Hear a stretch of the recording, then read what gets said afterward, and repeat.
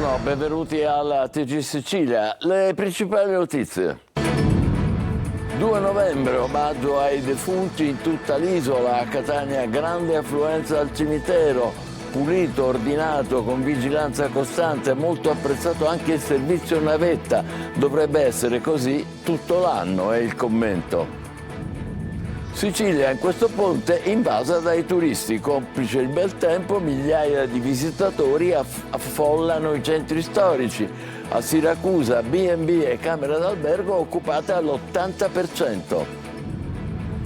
La crisi idrica vuol dire anche svuotamento delle dighe, previsioni nere per l'Ancipa sui Nebrodi, che potrebbe rimanere senza acqua già a metà mese. Altri 8 laghi artificiali a rischio secca da qui a marzo. Mafia, per la prima volta un autore delle stragi in semilibertà, Giovanni Formoso, che ha preparato l'autobomba di Milano nel 93, la mattina lavora fuori dal carcere di Napoli. Per l'antimafia è di nuovo allarme scarcerazioni. Catania, festa nella notte di Halloween interrotta dalla polizia. Il locale di Ognina senza licenza né misure di sicurezza. I clienti avevano pagato anche 600 euro per un tavolo con bottiglia. A Palermo 40 produttori di vini siciliani aiutano chi soffre di depressione e i malati psichici a ricominciare, occupandosi di orti sostenibili e della vendita di prodotti biologici. Calcio domani al Massimino, Catania-Messina, rossazzurri con tante assenze, reduci da 1 punto in 2 partite. Giallorossi in un periodo difficile sul campo e fuori. Il derby in diretta, in chiaro e in esclusiva su Telecolor. Serie B, il Palermo attende il Cittadella al Barbera e va in cerca della continuità di risultati che ancora manca. Recuperato Brunori, ma dall'inizio dovrebbe giocare Henry.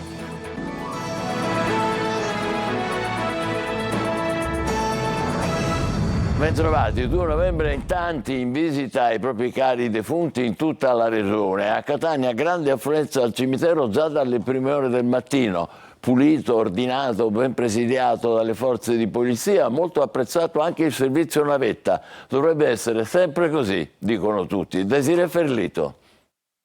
Il cimitero di Catania si anima, via va intenso dalle prime ore del mattino tra i viali storici, in un silenzioso omaggio a chi non c'è più. Come ogni anno il giorno della commemorazione dei defunti porta con sé un senso di appartenenza e di raccoglimento, una tradizione che si tramanda ai più piccoli, che con un fiore omaggiano affettuosamente i nonni o i propri cari scomparsi. Siamo cresciuti con questa devozione, è giusto portarli anche loro. E cosa farà la piccola? Porterà un fiore? Sì, certo. Lei infatti mi dice, mamma la nonna li sceglie lei anche i colori. Ricca come sempre la scelta dei fiori tra le moltissime bancarelle animate da un grande afflusso di compratori che scelgono tra 1000 colori il loro fiore preferito. Fiore più richiesto qual è? Le margherite e il crisantemo. Il cimitero monumentale della città appare pulito, ben ordinato, ben presidiato dalle forze di polizia che per l'occasione hanno intensificato la loro presenza in loco con diverse volanti. Come lo trova il cimitero oggi, signora?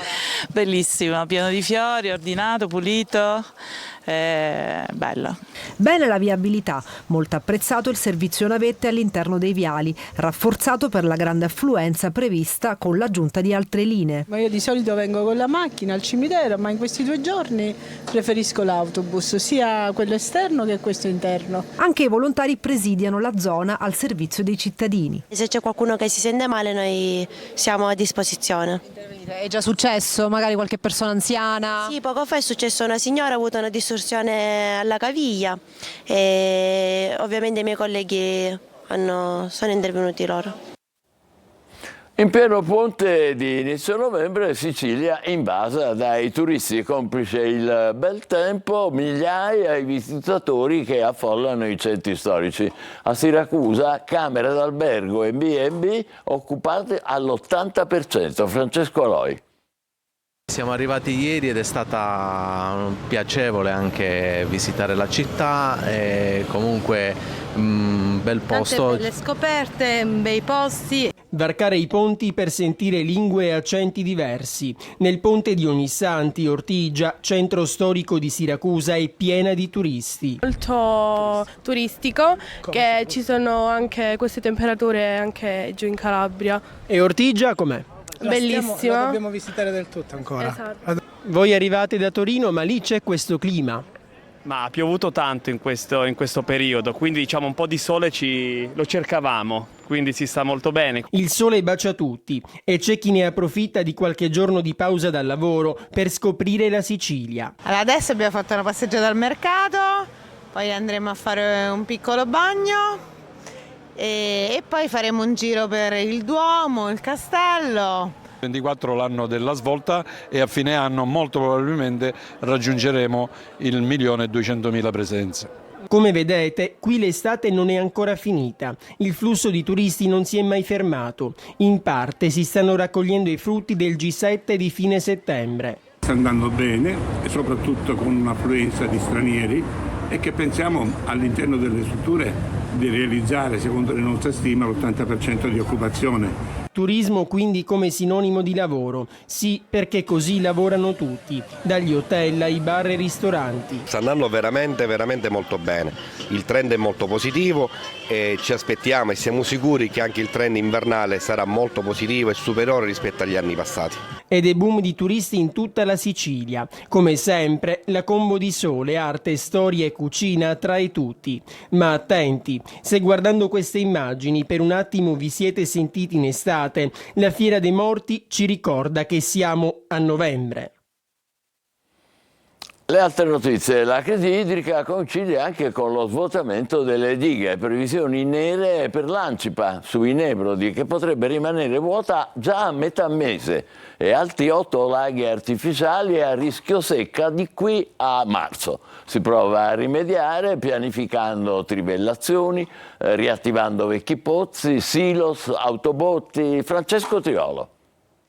Lo scenario è ogni giorno più allarmante. Le erogazioni per i comuni rischiano di essere al di sotto dei limiti indicati dall'Organizzazione Mondiale della Sanità e l'Osservatorio regionale sugli usi idrici ha indicato tutte le scadenze degli invasi, mettendo nero su bianco, a cominciare dall'Ancipa, la diga nel Parco dei Nebrodi tra le province di Messina ed Enna, una diga che secondo le stime dei tecnici ha anche una data di esaurimento, quella del 15 novembre. Quel giorno verranno chiusi i rubinetti delle erogazioni a Caltanissetta, San Cataldo, Serra di Falco, Mazzarino ed Enna. Qui, tra l'attivazione di vecchi pozzi e la trivellazione di nuovi, ma anche attraverso le connessioni ad altre fonti idriche, si è già al piano B. L'osservatorio regionale ha certificato inoltre che 8 laghi artificiali saranno a secco tra novembre e marzo. I guai maggiori sono per Troina, Nicosia, Cerami, Sperling e Gagliano, i cosiddetti comuni Ancipa dipendenti. Lì il piano alternativo, oltre all'invaso, non c'è. Addirittura d'arrivo invece il piano straordinario di protezione civile per le autobotti, dal momento in cui l'ultima acqua sarà prelevata dall'invaso, dal quale già oggi si attinge all'interno di quel quantitativo d'acqua residuo rimasto per i pesci. Regione ed ambientalisti cercano una soluzione per salvare sia i pesci che l'acqua per il consumo umano. Intanto le amministrazioni comunali si preparano ad affrontare lo scenario più estremo. A Troina è stata acquistata una nuova autobotte e 5 diverse batterie di silos già posizionate in punti strategici del paese. Preoccupano però le coperture finanziarie, sono proprio quelle ad allarmare. E poi preoccupa anche un altro aspetto: l'acqua non c'è e dove c'è ancora si disperde nelle condotte idriche colabrodo. Le elezioni delle province siciliane sono diventate una telenovela tra sentenze, ricorsi, veti politici incrociati, le consultazioni che avrebbero rinnovato e dato nuova vita agli enti intermedi cancellati dalla riforma Crocetta vivono continui colpi di scena. E questo sarà uno dei temi della puntata di Il Punto. L'approfondimento curato e condotto da Luca Ciliberti, in onda oggi alle 14.30 in diretta su Telecolor e domani alle 14 e alle 23 su Antenna Sicilia. Si parlerà anche del reddito di povertà annunciato dal governatore Schifani e dei nuovi equilibri tra le coalizioni politiche. Tra gli ospiti l'assessore regionale agli enti locali Messina e il costituzionalista Cariola. Mafia, per la prima volta un autore delle stragi in semilibertà. Giovanni Formoso, il boss di Missile Mary che ha riempito di esplosivo l'autobomba di Milano nel 93, è ufficialmente un detenuto modello e quindi la mattina lavora fuori dal carcere di Napoli. Per l'antimafia però questo è un nuovo allarme, scarcerazioni. Eva Spampinato. I boss che seminavano il terrore nei bui anni 90 di Palermo oggi sono in permesso premio o addirittura scarcerati per fine pena. L'antimafia lancia l'allarme dopo l'ultimo nome scoperto dal quotidiano Repubblica, ovvero quello di Giovanni Formoso, boss di Missile Mary, condannato all'ergastolo per la strage di Via Palestro a Milano del luglio del 1993. È il primo tra gli autori delle stragi ad uscire dal carcere in semilibertà la mattina per lavorare in un istituto religioso di Scampia che si occupa di bambini a rischio. Lì il boss, ora detenuto modello, fa i lavori di manutenzione. La sera ritorna nel carcere di Secondigliano a Napoli e ha il divieto di tornare in Sicilia. L'ex gioielliere di Via Oreto, fedelissimo dei fratelli Graviano, caricò la bomba che esplose e uccise 5 persone.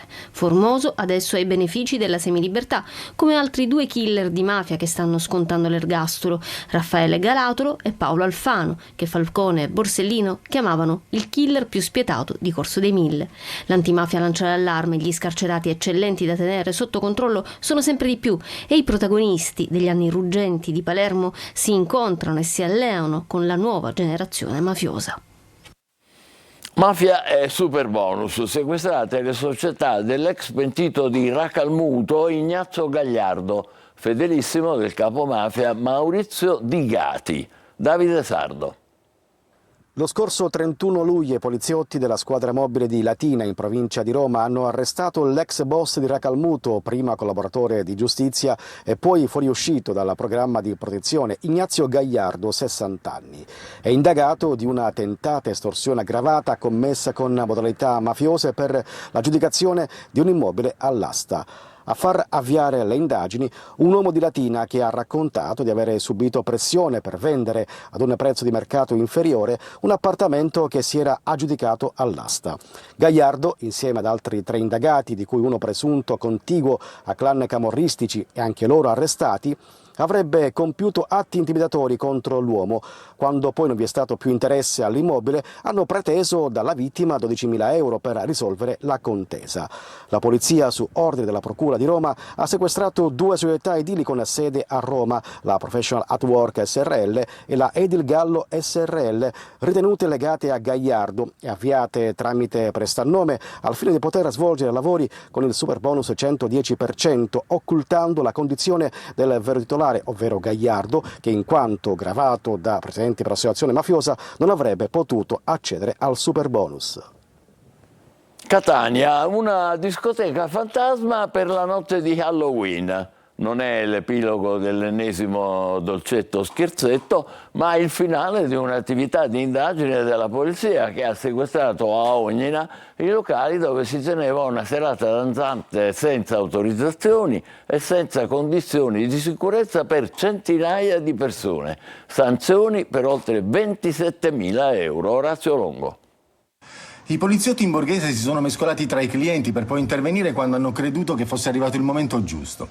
Notte di Halloween da dimenticare per centinaia di persone che stavano partecipando a una serata danzante in un locale ex discoteca di Ognina a Catania. Alcuni di loro avevano sborsato fino a 600 euro per un tavolo, ma il divertimento si è interrotto bruscamente quando la polizia, assieme all'ASP e all'ispettorato del lavoro, ha proceduto ai controlli. Il locale è risultato privo di autorizzazioni e mancavano le condizioni di sicurezza. Il responsabile della discoteca era sprovvisto di licenza per i trattamenti danzanti e il servizio di prevenzione e sicurezza ambienti di lavoro ha verificato il malfunzionamento dell'impianto elettrico, la mancanza degli estintori, una sola porta di sicurezza, mancanza di segnaletica e non funzionamento delle luci di sicurezza per un totale di quasi 10.000 euro di multa. L'ispettorato del lavoro ha invece emesso una sanzione di 17.000 euro perché i dipendenti che prestavano la loro opera non erano stati assunti regolarmente. Disposta la sospensione dell'attività e il sequestro dell'intero immobile. Concitate le fasi dei controlli. Alla vista dei poliziotti, i lavoratori in nero hanno tentato di fuggire mentre il DJ spegneva improvvisamente l'impianto di amplificazione. Immediate le proteste dei clienti che si sono accalcati per chiedere il rimborso del biglietto. Tra questi anche un ragazzo che stava festeggiando il suo compleanno a un tavolo con una bottiglia di spumante che dovrà però evidentemente stappare altrove. A A Palermo un carabiniere in convalescenza per motivi di servizio ha sventato il furto di un borsellino in una pizzeria da parte di un quarantenne e poi ha chiamato i colleghi che hanno denunciato l'uomo per furto aggravato. È accaduto in un locale di via P3 dove il militare dell'Arma, che a ottobre aveva riportato delle lesioni durante un arresto, era a cena. Palermo, secondo furto con scasso in successione, una appresso all'altro in un pub di via Spagna. I ladri hanno spaccato la saracinesca e la vetrina trafugando numerosi oggetti dal locale. Grande rammarico, dolore per i 3 giovani proprietari che dicono così è difficile andare avanti. Ancora altre notizie. A Palermo la rinascita di 22 persone con disturbi mentali che tornano in attività e a lavorare. Fra le altre la storia di Eleonora che dopo anni di depressione raccomanda: non vergognatevi di chiedere aiuto. Giusy Lazzaro. Vite interrotte dalla malattia mentale che ricuciono i pezzi e ripartono. Per loro non solo beneficenza, così 43 produttori di vino siciliani hanno dato un'opportunità concreta. Nasce il progetto di Edu Sustain e crescono gli orti sostenibili di Villa Adriana a Palermo, la bottega virtuale dove si vendono prodotti biologici. La ripartenza la racconta la palermitana Eleonora, 53 anni, reduce da una lunga depressione. Sono stata vittima di bullismo, quindi mi sono allontanata dalla scuola, dagli amici, da tutti quanti per isolarmi per causa della depressione.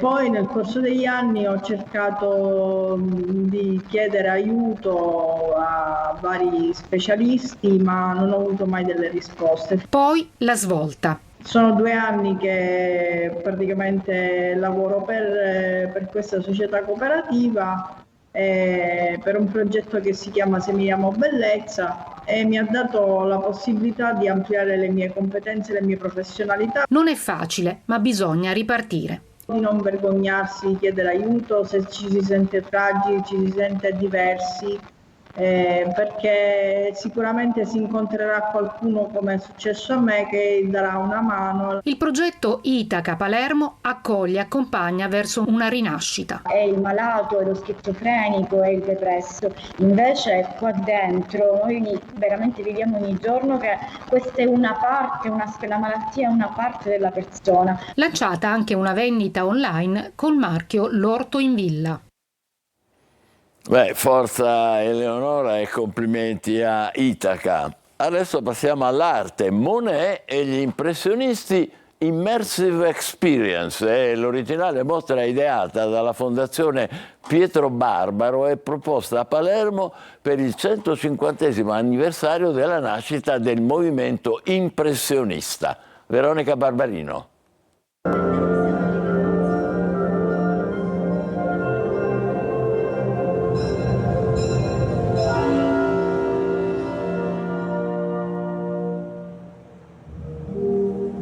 Ritrovarsi dentro un quadro di Monet, viverne la tecnica delle pennellate rapide e fitte, con piccoli tocchi di colore accostati tra loro e mai mischiati. È l'originale esperienza che offre ai visitatori la mostra Monet e gli impressionisti, Immersive Experience, ospitata all'interno di Palazzo Trinacri a Palermo. Un viaggio nell'universo di Claude Monet, degli impressionisti francesi e dell'intera Francia del XIX secolo, nella Parigi della Belle Époque e delle sue rivoluzioni.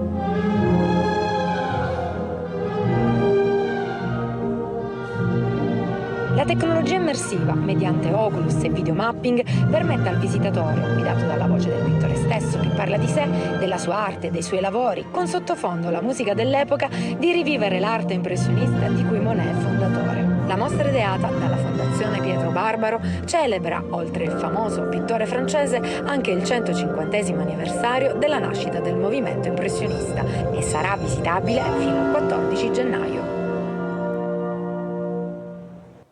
Bellissima a Palermo. Facciamo una pausa, tra poco il calcio con l'attesa per il derby di domani Catania-Messina che sarà trasmesso in diretta, in chiaro e in esclusiva su Telecolor e poi parleremo anche della vigilia del match del Palermo. State con noi, vi aspettiamo.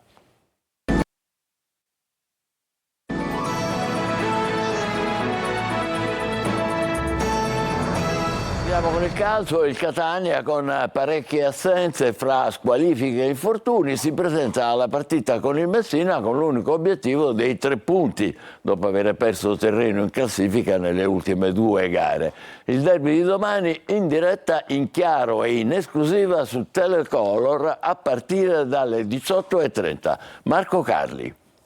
Una risposta che nell'ultima partita di Torre del Greco c'è stata in termini di atteggiamento per Toscano, meno per i tifosi rossazzurri. Il Catania vive la partita col Messina di domenica al Massimino, calcio d'inizio alle 19:30, come un'ulteriore verifica dopo gli ultimi 2 risultati, la sconfitta inopinata con il Latina e il pareggio subito da parte della Turris, con un primo tempo senza Cuti e un secondo di sofferenza dopo il vantaggio di Inglese e la quasi immediata espulsione di Guglielmotti, squalificato per il derby insieme a Quaini. Toscano dovrà fare i conti ancora con le assenze, fra squalifiche e infortuni. L'unico recuperato è D'Andrea, anche se non è certo al meglio un solo allenamento per lui. Ma Toscano, in un momento in cui la fortuna non sorride agli etnei, chiede comunque di dare qualcosa in più, di insistere. In questo momento non siamo tanto fortunati, tra squalifiche, tra decisioni arbitrali, tra indisponibili, però dobbiamo essere più forti anche di questo. Deve sopperire a questa situazione che, ripeto, è oggettiva, non è che lo dico io, è una cosa oggettiva. Dando qualcosa in più, facendo qualcosa in più, perché i derby, i valori si azzerano. Li vince chi vuole fare la storia dei derby e noi dobbiamo avere questa voglia.